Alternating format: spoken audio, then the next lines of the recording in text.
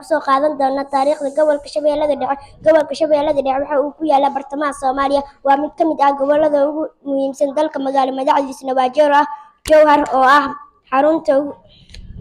xarunta ugu weyn dhaqaalaha, maamulka iyo siyaasadda gobolka Shabeellada Dhexe, waxaana mara webiga weyn ee Shabeelle kaas oo kaalin weyn ka qaata nolosha dadka gobolka.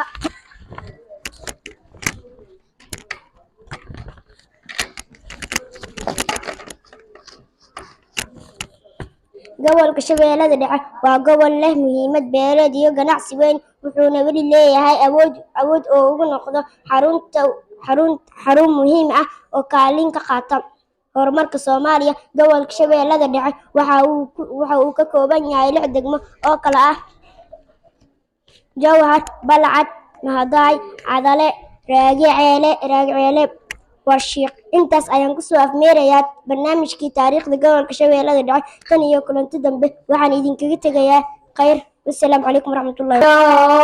هايدانين هايوي أنا فوقين هايوي أرحدي يا فايقين أقانتي يا أرتي داي تيلقوا من نفتيداي ها أفوقين هايوي أدونكاي نلشا آي هلاي هيدالك واروراي ها أفوقين هايوي آيدا قرانك يا آمنتا تعديو بانكو برياي ها أفوقين هايوي أيام ولبا تلماني مرنا نيغويلوين أوركو قادستادي oogada hooyo ku xambaaristaadii awaalkiyo ilaa baagii macaanaa umashaadii kuleel tahay keebaadkii ku soo maray waa nugsoonee kama abaaldhacaynin hooyo ha afoogin hooyo.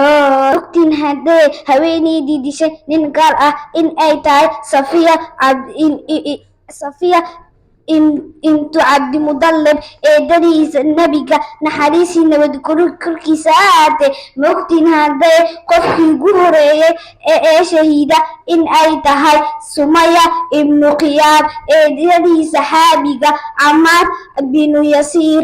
Ma ogtiin ardayay magaca saxda ee saxaabiga Abu Hurayra in uu yahay Cabdiraxmaan ibnu Sakhar al-Durusi. Ma ogtiin ardayay in Cali ibnu Daliib uusan weligiis u sujuudin sanam. Ma ogtiin ardayay wadanka soo saaray buugaagta in uu yahay wadanka Nigeria. Ma ogtiin ardayay wadanka ugu weyn Afrika in uu yahay Algeria. Ma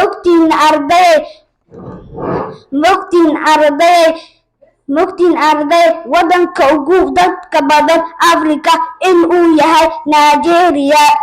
taariikhda hadiyadaha Soomaaliyeed qaybtii 2.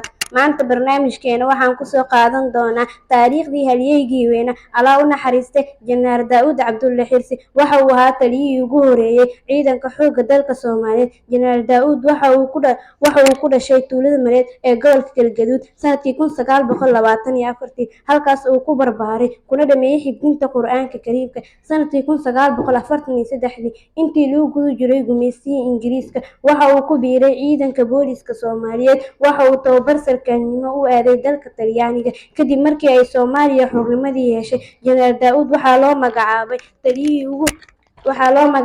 taliyihii ugu horeeyay ciidanka xoogga dalka Soomaaliyeed sanadkii 1965. Jeneraal Daawud waxa uu ku geeriyooday magaalada Moscow ee dalka Ruushka halkaas oo lagu dabiibayay geeridiisa. kadib Jeneraal Daawud waxaa loogu magac daray goobo muhiim ah sida wadada Jeneraal Daawud iyo dugsiga Jeneraal Daawud. sidoo kale waxaa loogu magac daray koobka Jeneraal Daawud ee kubadda cagta iyo kolayga oo loo qabto kooxaha ka dhisan dalka. intaas ayaan kusoo afmeerayaa taariikhdii halyeygii weyna Jeneraal Daawud Cabdulle Xirsi. Allah u naxariistay. tan iyo kulanti dambe waxaan idin dhaafay. wassalaamu calaykum waraxmatullaahi wabarakaatu. barnaamijkeena waxaan kusoo qaadan doonaa saxaabiyadii weyneed Allah ka raali noqday Asmaa binti Abi Bakar. waxay ahayd saxaabiyad sharaf leh ee door weyn ku lahayd taariikhda Islaamka.